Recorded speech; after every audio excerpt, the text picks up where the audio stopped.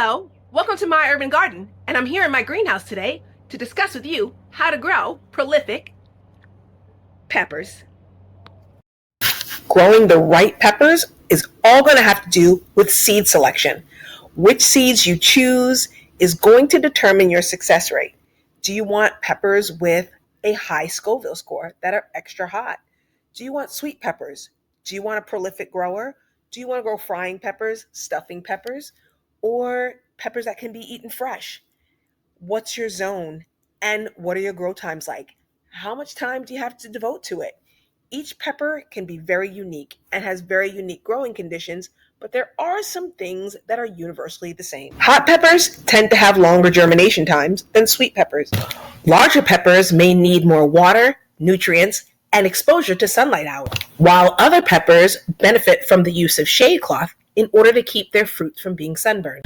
Peppers are perennial plants, and the USDA zone hardiness map can help you determine the best peppers for your area. I'm in zone 8B9 here in Central Texas, and I have very semi-arid growing conditions. Conditions of Central Texas are very conducive to growing some of the semi-arid Mediterranean varieties like Marconi, Jimmy Nardello, Calabrian chilies, pepperoncini, and then I can market and sell those as a bundle, like an Italian pepper bundle that will range from sweet to spicy. Of course, Mexican chilies are always going to grow great here in Texas and need very little work and are not very labor intensive. Whereas if I decide to grow Thai chilies, it's going to be a little bit more labor intensive since that's a tropical pepper that needs lots of moisture and lots of humidity. That might be just better for greenhouse growing for most of the year, along with heavy mulching and soil that can retain moisture a lot better. You have to determine how much input you want to put into your peppers and how much work you want to do.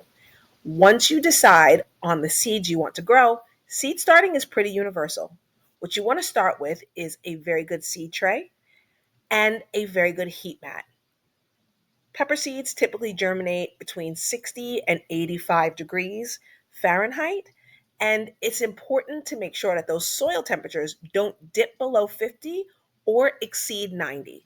The way you can do that is using a seed mat that has a soil thermometer that you can place inside of the seed cells to measure that soil temperature.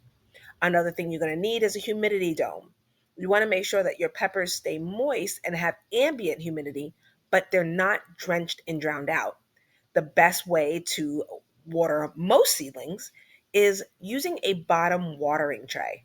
This can help ensure against algae growth or fungus gnats among your young seedlings.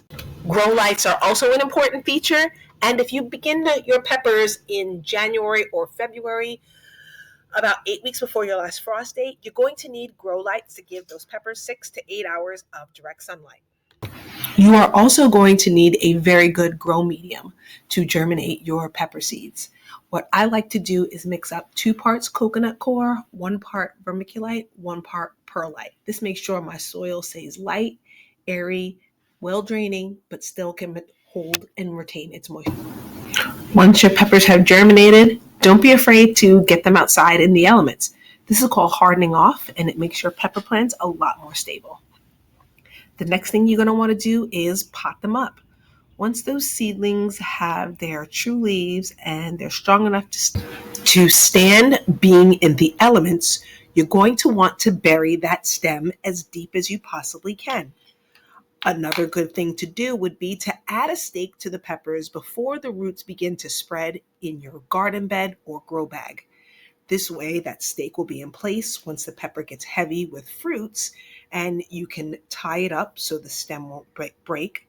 But also, by staking it now, you won't disturb the spreading roots of the plant. The holding hands method is also a way to grow more prolific peppers.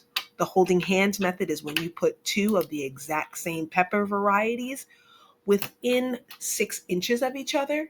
This way, their leaves and flowers will grow into one another, making it easier for cross-pollination and producing more fruits.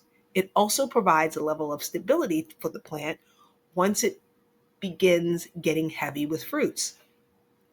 When you do finally get a chance to harvest those fruits, seed saving is going to become increasingly important. If you don't know why, check out my video on jalapeno gate. For those of you who remember that from last year, saving seeds is going to be incredibly important. So in order to do that, I like to put my seeds on a paper towel and then dry them in the window or in a greenhouse overnight, then place them in a dry, cool place to store for next year. Peppers can also be overwintered. They are perennial plants, and if you have a frost-free storage area, a grow tent, or a place with a heating mat, peppers are great to overwinter, and then next year you'll have even greater production. Thanks for joining me in my urban garden, and remember, there's always room to grow.